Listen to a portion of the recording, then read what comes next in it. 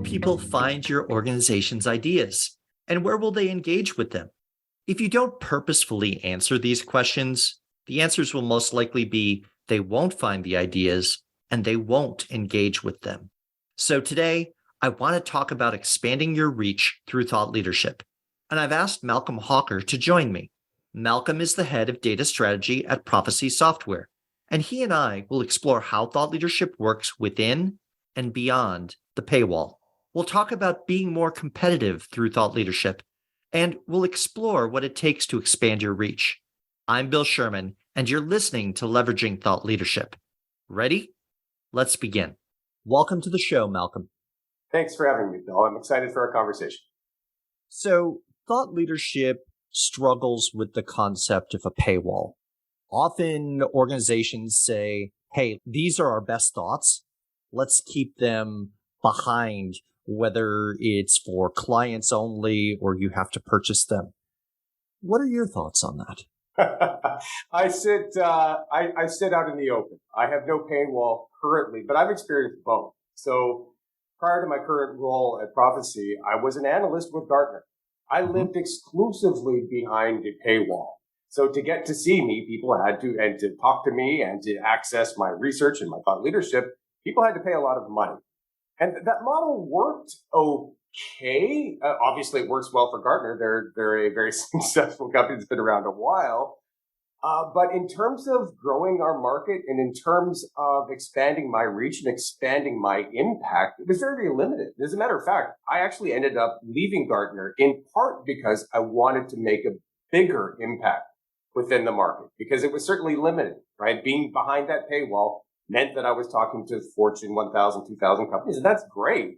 That's great. Don't get me wrong. But it's a very limited market, right? So I decided to make a jump to a smaller company that gave me the freedom to operate outside of the paywall. So that's where I live and breathe right now. So let's talk about when you come and step beyond the paywall. Yeah. What do you gain and what did you lose? Oh, it's a good question. So what I gained was access to a far broader audience. Far broader audience, because there's people out there that are looking to LinkedIn or looking to the web or looking to Reddit or looking to anywhere for insight, for leadership, for guidance on issues that they struggle with that are near to my world, which are all data related issues, data governance challenges, those types of things. So I gained a much bigger audience. That's obviously the biggest gain. I gained a lot of freedom. Right, I could kind of pick and choose the channels that I wanted to operate in. Previously at Gartner, it was pretty much written research or what they called inquiry, which are phone-based interaction one-on-one with analysts over the phone, and some conference interactions, obviously, as well, right, where there's Gartner conferences, we go on the stage and do presentations, that kind of stuff. But the delivery channels for the insight of Gartner were limited. Right now, outside the paywall and outside that experience, I can pretty much define my own distribution channels. I can be operating wherever I want to be, however I want to be, or however my company feels that I should, that aligns with kind of where I want to take my individual brand and where my company wants to take their brand. Right. So a lot more freedom on what content is delivered, a lot more freedom around the messaging itself. Right. I feel like my messaging is really mine now. When I was behind a paywall, it was curated. It wasn't entirely 100% curated, but it was most certainly curated. We had editorial themes that we wanted to stick to. We had kind of tracks and we had perspectives that aligned to corporate perspectives. And that was fine. That was great. But being where I am now, I've got a lot more freedom around my messaging and the content that I create, where I go, kind of my editorial calendar, my editorial focus, my thought leadership focus, and how I do that. What did I lose? Some interesting things. Well, one, obviously, I was working for a big company that was selling insight, that was selling thought leadership. So, the brand equity there of a Gartner or a Forrester or of an IDC or others that sell thought leadership. This would include like a McKinsey or a Deloitte or any big company that is basically paying for, or where you're paying them for insight, leadership, and guidance. Right. When you're a brains-based organization. Exactly. Bingo, right? If you're a knowledge worker, right? There's a lot of kind of brand equity that goes along with working for a Gartner or Forrester or an IDC or a McKinsey or a Deloitte or a Boston Consulting. I work for a smaller software company now. So they gave me the freedom to kind of exercise thought leadership the best way that I felt that it needed to be exercised. So, but I did lose a little bit of that kind of that brand cachet, but we're building it back up. One really interesting side effect here that I noticed was that when I went to go work for a software company, so Prophecy is a software company, one thing that I kind of lost is I didn't lose it completely, but I didn't anticipate this at all. I thought, hey, I'm a Gartner analyst. I've got to have some weight in the industry, and people are still going to want to hear what I have to say, which is true. But I lost the ability to access a lot of conferences, industry conferences, because I work for a software company. I would reach out to this conference. Hey, we're doing a conference about whatever ABC things related to data, my world. I'm like, hey, great. I'd love to speak. I'm a Gartner analyst. I'm a thought leader. I've got some great stuff to add, some great value to add here to your audience. And the answers are, oh, sorry, you work for a vendor, you're going to have to pay. Right. And sometimes my company's willing to do that. But in terms of the overall opportunity to speak at these conferences based on how much budget we have, one certainly exceeds the other. So I've kind of lost the ability to have complete freedom in terms of what conferences that I'm participating in, which was a bit of an odd side effect that I didn't anticipate. But that's been some of the downside there. So in all, I would say it's been a win, oddly, in moving from a company that sells thought leadership to being kind of on my own, a kind of a sole proprietor, as it were. Well, and the ability to be one step aside and adjacent to the product marketing and sales of the organization, because if you're 100% that voice, then, as you said, you're perceived as vendor.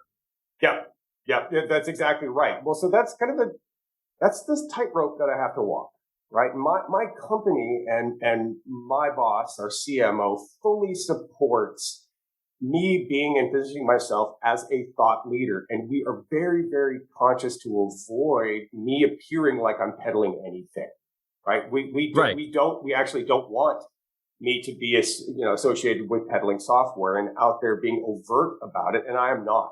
I actually consciously work at, it sounds a little bit odd, but I kind of have to consciously work at avoiding creating the appearance that all I'm trying to do is sell my company's services or software, even though they pay my mortgage, which I'm extremely grateful for.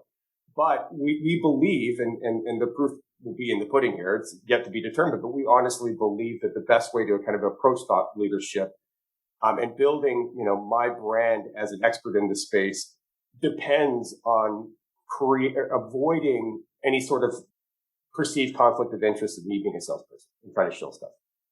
Well, and there are things that you can do which classic marketing cannot. So category education, category creation is easier when you're practicing thought leadership. And being in a position where you can weigh the pros and cons without it sounding like 100% of the time your call to action is a talk to one of our salespeople, right? Right. And there is a place and a need for that. But at the same time, that doesn't fit with a call to action on education. Yeah, no, I completely agree. Now, again, there's another bit of a tightrope there that I need to walk with my internal sales organization in that I've already experienced, I've been doing this about 5 months now, meaning my transition away from Gartner. And I've had to experience situations where I've had people come to me. One was at a conference, a couple of others were through LinkedIn, where they've reached out to me and basically have said, hey, I trust you. I want your insights. And it basically said, don't push me over to salespeople.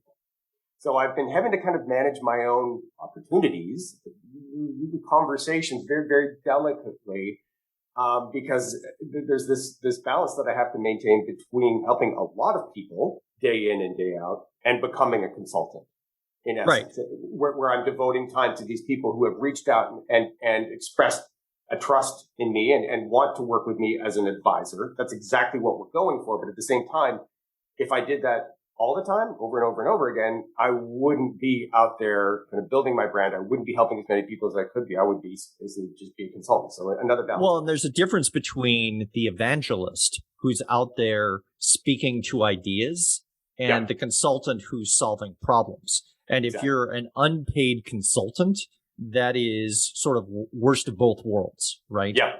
I'm glad you used the evangelist phrase because that's the role I was recruited for. Okay. So the recruiter, the job posting was evangelist. That's what it said. Now, I didn't actually choose that as my title. I had some So conversations. say more about that. How did that conversation go and where did you land? Well, so my CMO recruited me and we had conversations about the title. And he said, well, how do you feel about the title? Do you feel it's an appropriate title for what we're trying to accomplish here?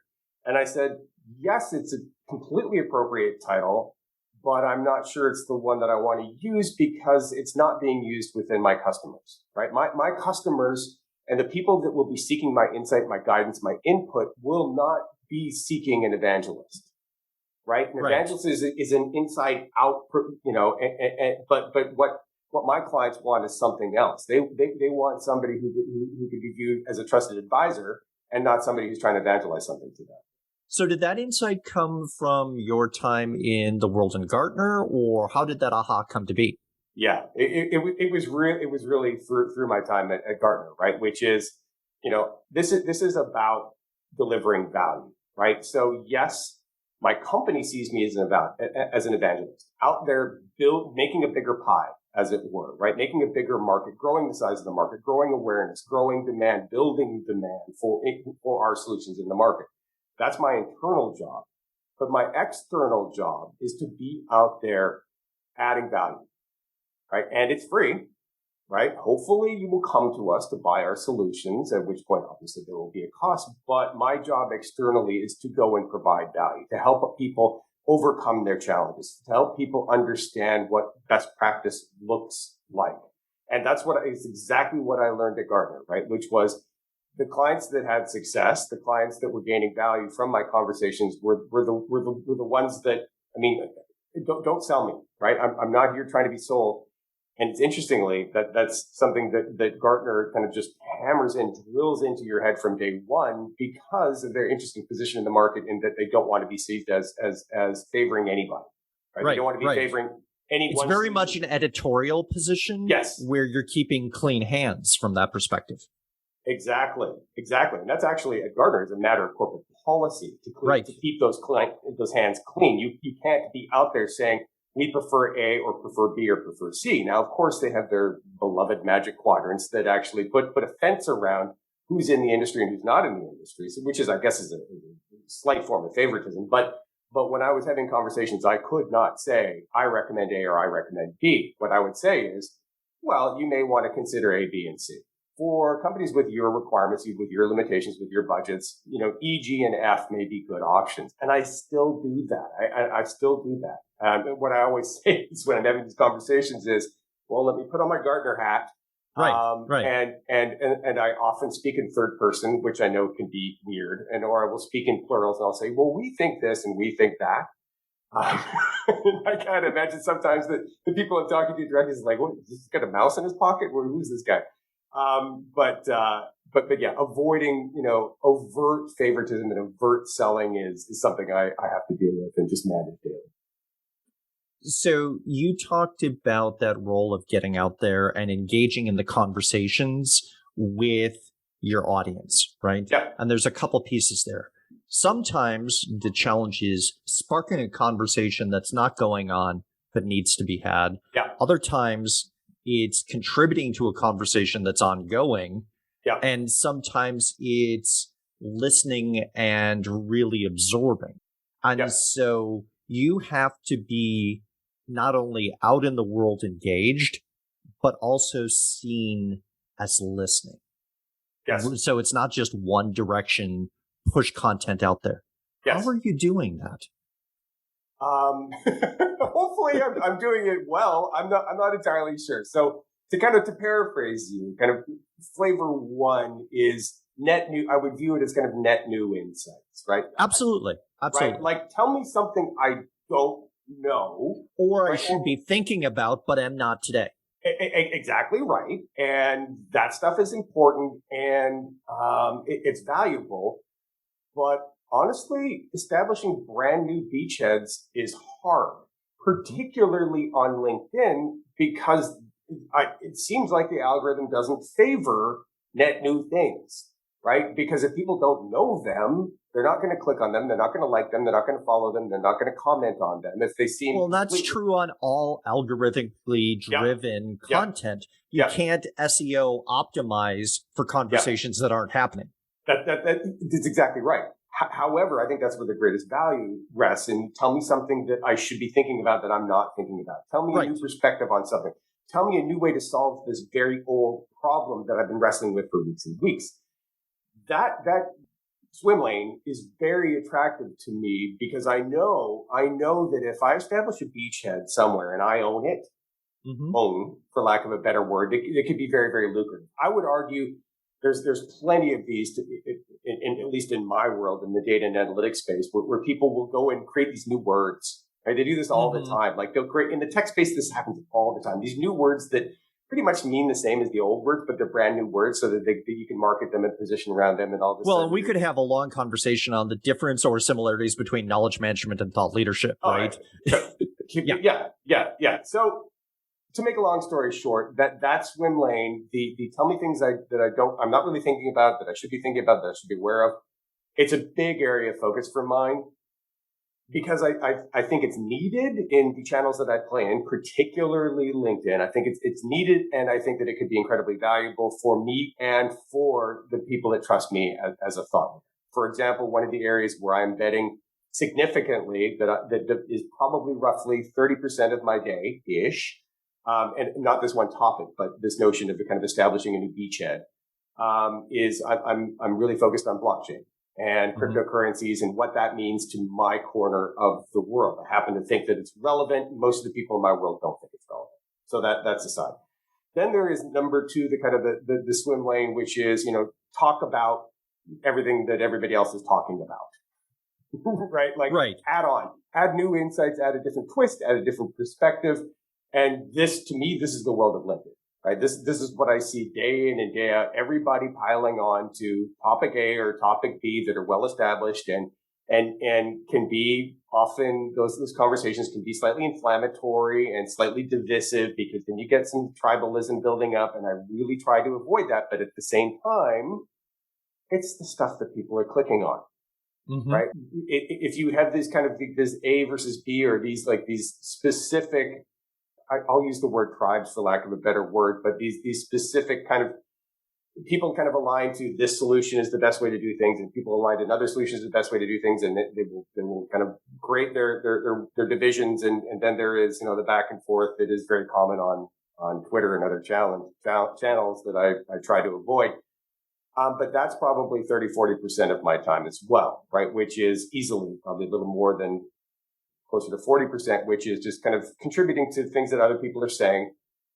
Because frankly, a lot of that has to do with aligning myself with other thought leaders that have bigger presences than I do. Right? So I want to be the guy tagged in the post from the person that has 200,000 followers. Right. And you also want to be seen as someone who adds value in the comments. So that comment pops to the top, you're visible, etc. Right? Yeah, and exactly. It's a challenge of when you're joining a conversation to distinguish yourself. Either you have to push your position further out to try and make it distinct, or you have to try and put, like you said, that twist on it, right? Yeah. I think of the old 70s police procedural show Columbo, right? Where notoriously at the end, Columbo, the investigator, would turn and just say, oh, and one more thing, to the suspect who was the murderer. And that would be the thing that would unravel the puzzle, right? Yeah. It is very hard to just drop into a comment and pull a Columbo, right? Yeah. I actually remember Columbo. My parents made me watch that. Peter Falk. As did mine. Did mine. Yeah, I remember that. But yeah, I guess I'm trying to come up with my Columbo moments on LinkedIn, right? The mic drops, right? Exactly. As it were. They're infrequent. I'll be honest, they're infrequent. Sometimes they work. I had one recently where this complete celebrity, and I won't name any names, but this complete celebrity in one of my worlds that I live in the data and analytics space, this complete celebrity responded to something that I tagged her in, and I had no idea she was going to do that. but that drove like 50,000 impressions for that one post, right? Right. Because for some reason, I don't know why, but the celebrity chose to respond to it. I don't know what secret sauce I did. I don't know what I did differently. It wasn't looking different, but obviously it was good enough that this person would, comment back, and then all of her acolytes are now, listening to what I have to say. So yes, it's an important part. Number 3 is the just listening, right? This to me is professional development. This to me is maintaining my edge, maintaining my thought leadership, right? This is understanding what's going on in the market, what people are saying and not saying. I just spent a week last week in Seattle at an industry conference. It was Microsoft's big annual event. That's part of the listening, right? What's going on out there? What people are saying and what are they not saying? So being active and being present in the industry in any way that you can, whether that is conferences or whether that is attending virtual events. I'll be doing that tomorrow afternoon, where I'm just kind of sitting in. That can absolutely bear a certain amount of fruit. I'll give you a specific example. I had signed up for an industry event. It was an online event, and where I was just watching, and there was a chat window along the side during this one presentation. The presentation was about the metaverse, and I found it fascinating. A lot of people were out there saying, "Okay, well, this is kind of silly, and who wants to pay millions of dollars for JPEGs of Bored Apes?" And okay, fine. But I said, I think there's some promise here, and this is interesting, and there are use cases in the B2B world, and that was it. I thought that was, I was kind of mostly just listening to this presentation. Well, the organizer of that conference reached out to me individually and said, "I like what you had to say. Would you like to come and speak at my next conference?" There you go. I was like, aha, eureka. Yes, I sure would. And I'm about to do it again up in December. So the intent there was just to listen and to learn. And because I have a hard time, not contributing when I'm in protected environments, it led to something. So yes, all 3 are important, and it's again balancing act. If you are enjoying this episode of Leveraging Thought Leadership, please make sure to subscribe. If you'd like to help spread the word about the podcast, please leave a 5-star review and share it with your friends. We are available on Apple Podcast, Spotify, and all major platforms, as well as at leveragingthoughtleadership.com. So one of the things that you said that I want to underline here in that listening is the negative space, because we often focus on what's said versus what's not being talked about. And I think part of thought leadership's opportunity is to look at that negative space. And I think about the classic FedEx logo, where there's the arrow between the E and the X, but until it's pointed out, you don't see it. And so in some cases, thought leadership is looking at the pattern of dots of conversation within industry or within your vendor ecosystem or your customers and saying, what aren't they talking about? What's 3 years ahead or next year that they better be talking about now, because they need to be prepared for? Yeah. And that's a really difficult skill to build, I think. I think that I came at that, I don't want to say honestly, I just came at that through 30 years of being in business. A big part of that being in product management related roles, where I had specific training, in essence, to read between the lines. Right? Like, users will say what they want, but that really isn't what they really want. What they're saying is something that they're not actually saying. I know that doesn't make any sense, but I'm paraphrasing. What they're asking for is not necessarily what they want solved. Yeah, exactly. Exactly. So I had a decent number of years of training of being able to listen and then to be able to say, okay, wait a minute, right? They're saying they want webbed feet and they want feathers and they want an orange beak. Oh, okay, must be a duck. Well, hold on a second. Maybe it's not. Maybe it's an amphibious form of transportation. I don't know. I'm being glib, but the training in the product management world helped me to be comfortable with probing a lot more, with listening more, and then asking all of the right questions. So the listening does have to transfer over into some sort of interaction, but yes, what's not being said could be equally or even more valuable, because then it would lead you back to swim lane 1, which is talking about things that nobody else is talking about. Exactly. And that creates the cycle, right? Where if you're constantly putting things out and just jumping on random beachheads, good luck Yeah. with that, right? Right. Yeah. Well, this is another part of something that I'm honestly still trying to figure out, which is my narrative. Okay. Right? Like what is, if I was to do kind of the tombstone exercise Mm-hmm. with my thought leadership career, right? What would my tombstone exercise? Well, here lies the thought leadership career of Malcolm Hawker, who was focused on and helped by whatever, right? Like what would the retrospective positioning statement, for lack of a better word, I think that could work. What would that positioning statement be, or what would that tombstone exercise look like? How would you like to be remembered, and who would you like to be remembered for helping, right? Or how are you different? And I'll be honest and say that that's evolving, and I'm still trying to figure that out, because I'm still trying to figure out what pieces of spaghetti are sticking to the fridge and which ones are not. Well, and there's also a piece on that where you have to look and say, what is timely for the moment, where people are leaning in, but in 60 days or a year, that topic's going to be passe. There's only Right. so long you can talk about Y2K, for example, right? Yep. Versus what is evergreen and can evolve as the conversation evolves. And especially something like your world in data.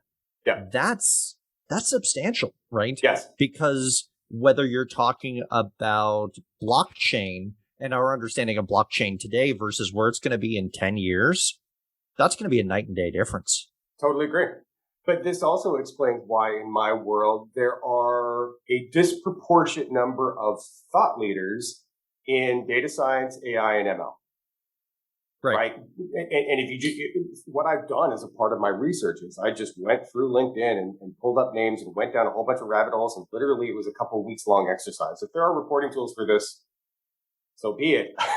But I try to figure out, okay, well, who are all the thought leaders in my universe, right? And I kind of occupy a corner of the universe, but I was looking for everyone. Well, and we all do as individuals, as organizations. There is no even single organization that can occupy all lanes in a conversation.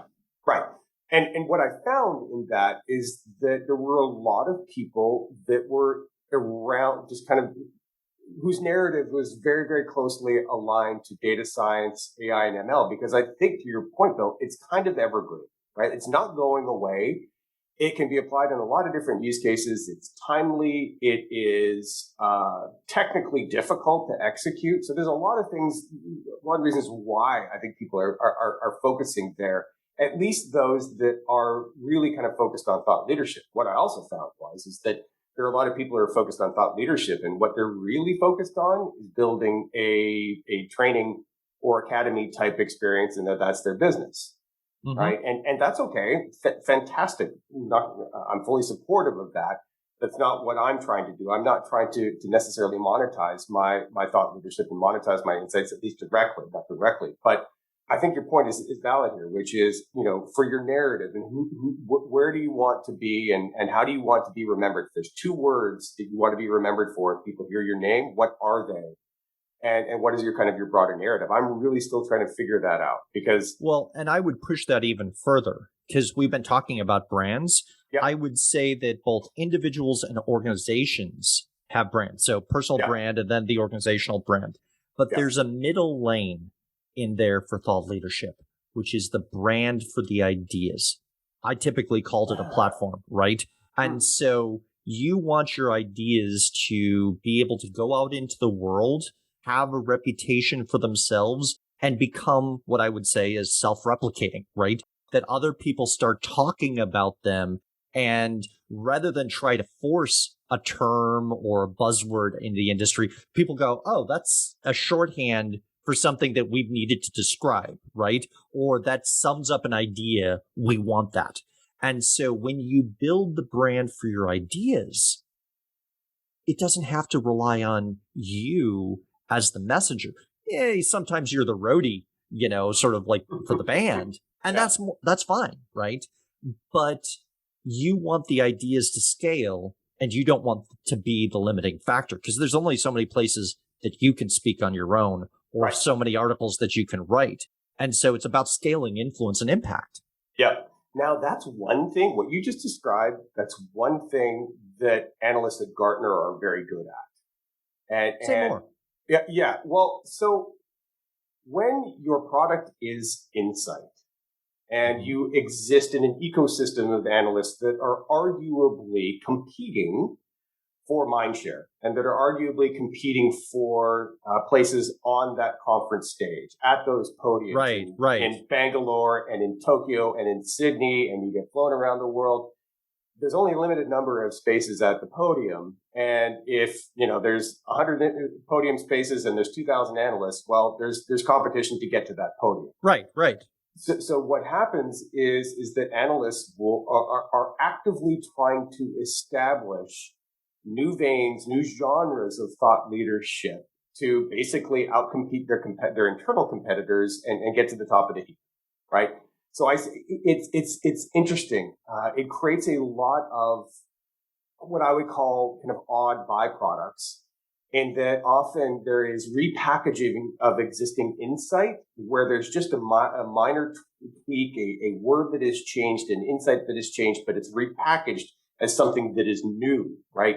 If your product is toothpaste or toothpicks or other highly undifferentiated products or products that don't change that often, there's a lot of motivation to find ways to change them proactively. Right. Make it more of a marketing exercise than anything else. You're not changing. If you're Unilever or Procter and Gamble working on product categories for CPG, you've got a limited number of levers you can pull. Exactly right. And I see that in the analyst community, in that a lot of these best practices, a lot of the insights really don't change that much. Mm-hmm. They certainly don't change year over year, right? They may change every 5, 6, 7 years. Right. Align with technology, hype cycles related to new technologies and development of new technologies. But year over year, they're not changing that much. So analysts will go out there and try to change them and create these new narratives, create these new storylines, create these new genres of insight that really aren't that different, but where their core driver here is to differentiate themselves within that broader thought leadership community, which I found an interesting exercise. But Gartner analysts are very, very, very good at that, because when they succeed at that, they outperform their competitors, who are the other analysts that work with them.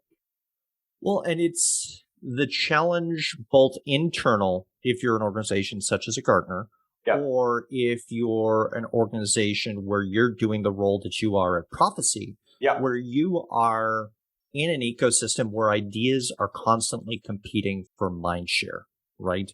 Regardless of where your audience is, you want attention in a world where we judge when we scroll through social media and we determine, is it relevant to me or not, in 2-second bites, right? Yep. Do I tap more? Or do I scroll past? And so exactly right. That's a harsh standard to meet. And you've got to figure out, how do I grab attention? How do I signal relevance so that the organization can punch above its weight? What a great thing. If there was one thing that I was trying to do for my company, it's that. Right. It's find a way to punch above our weight. What a wonderful saying. That's exactly what I'm trying to do. And sadly, you're right. There's no shortage of voices out there, right? There's just not. Before embarking on this journey about 5 months ago, I thought, well, hey, I'm ex-Gartner analyst. I actually do know what I'm talking about. Not only was I a pundit, but I was actually an IT leader. I have bought these solutions. I've managed teams. I've actually been the guy climbing the hill. I'm about as close as they come to an expert in the space, at least diagnosed. You've got the gravitas. You've done the laps. So I thought, earned the reputation. Yeah. Right. Yeah. And having been actually a practitioner, I wasn't just this ivory tower guy. I had actually been a practitioner. And I thought, oh, okay, well, I'll get out there and, I'll bubble to the top.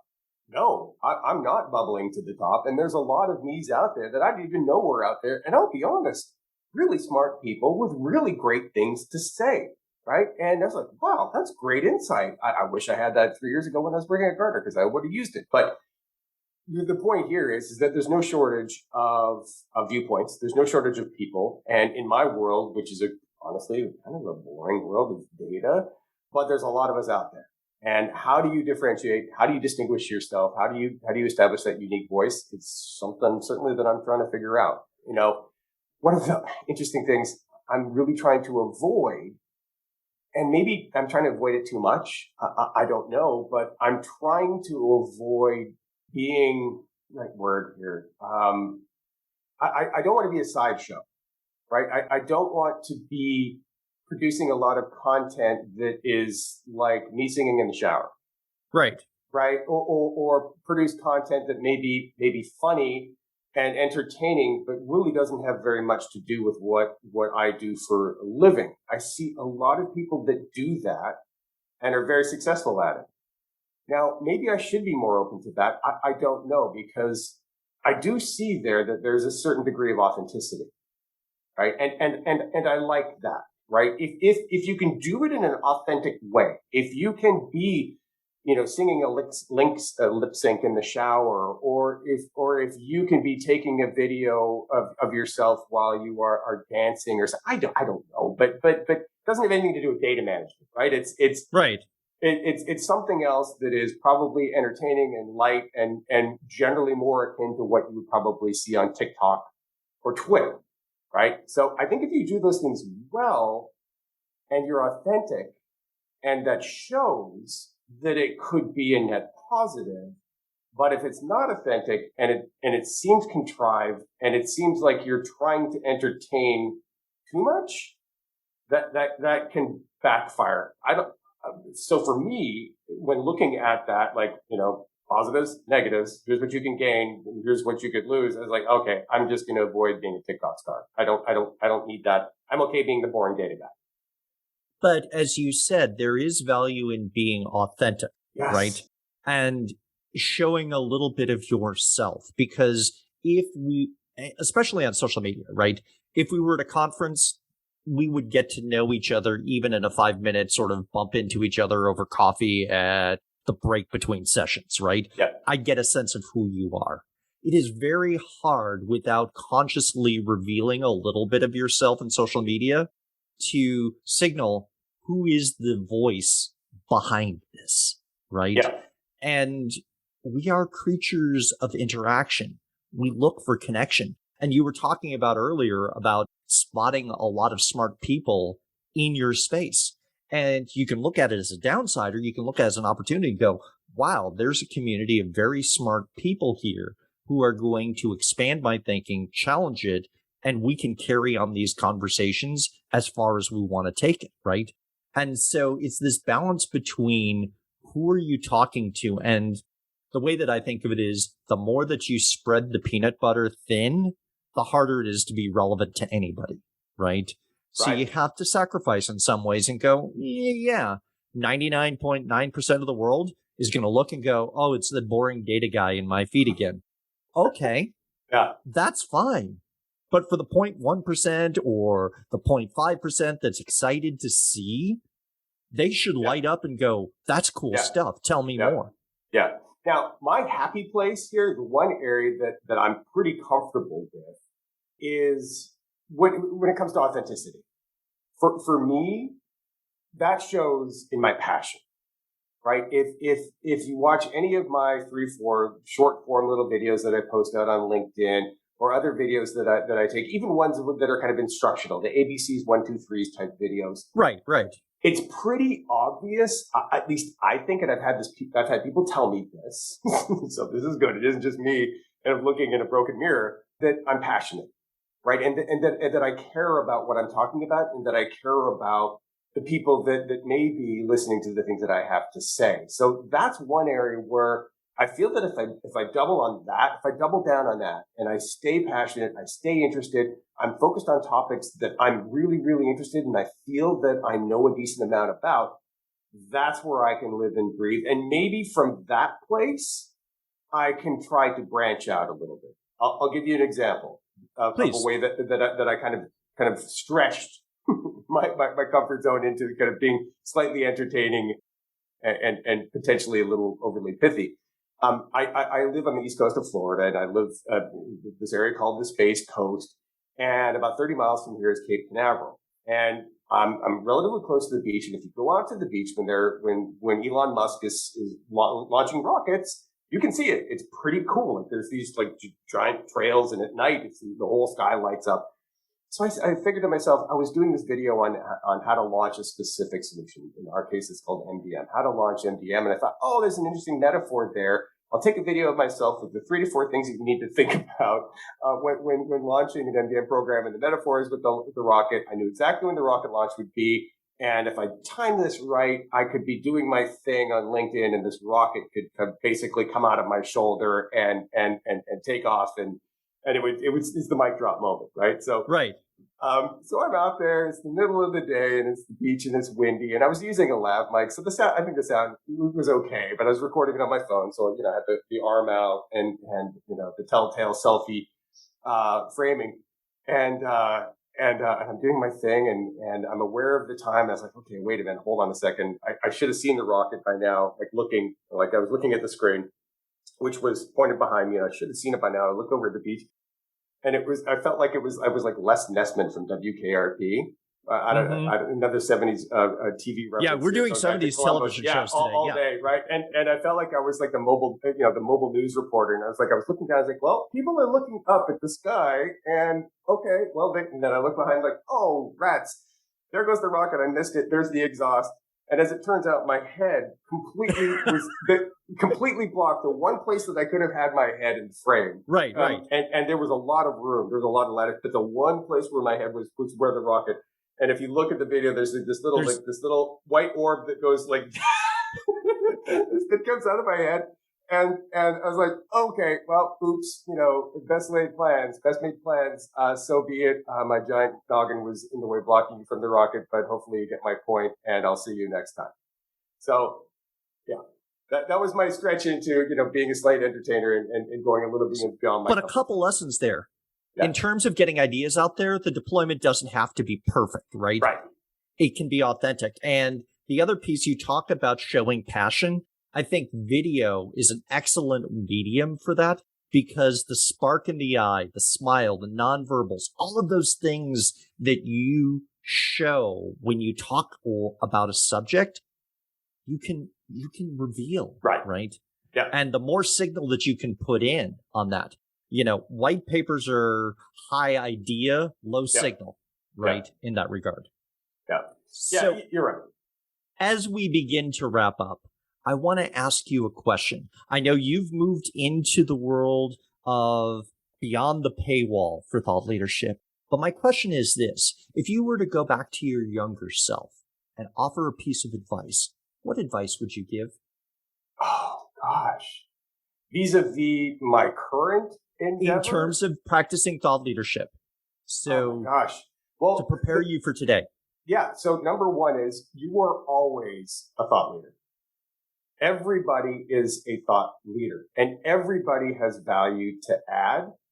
And just because you may not be a VP or a senior director or somebody with an extremely large title, you have a unique voice and you have perspectives. You have experiences that matter and are valuable, and finding ways to share those experiences with other people in any way possible without an expectation of return. Meaning, if you are able to share what you know and share your insights, share your experiences, what works, what doesn't matter, doesn't matter. If you do that, it will come back to you, right? And just because maybe you're just starting your career, maybe you are young in your career, maybe you're just trying to figure out the ropes, you still got a valuable story to tell because you still got valuable experiences, and people will want to hear them. So going back, if I were to go back in time, I would have been doing the things that I'm doing now more often. I would have been out on social channels more often. I would have been doing more pro bono work. I would have been publishing stuff on wherever, LinkedIn, subreddits, doesn't matter. I would have been publishing stuff and sharing my perspective and sharing my viewpoints, because I think that if I'd done that and I'd reached the point where I am now, I would have had a lot of this stuff already figured out. And I would be in a far better place. I would be potentially a sole proprietor. Maybe I'd even have a small company teaching other people about how to do this. But I do know now, you have a unique voice. You have value to add. And the more that you give it, the more that you throw it out there, the more that it will come back to you. Fantastic. Thank you very much, Malcolm, for joining us today and for a wonderful conversation. Thanks so much, Bill. I enjoyed it. If you're interested in organizational thought leadership, then I invite you to subscribe to the OrgTL newsletter. Each month, we talk about the people who create, curate, and deploy thought leadership on behalf of their organizations. Go to the website orgtl.com and choose Join Our Newsletter. I'll leave a link to the website as well as my LinkedIn profile in the show notes. Thanks for listening, and I look forward to hearing what you thought of the show.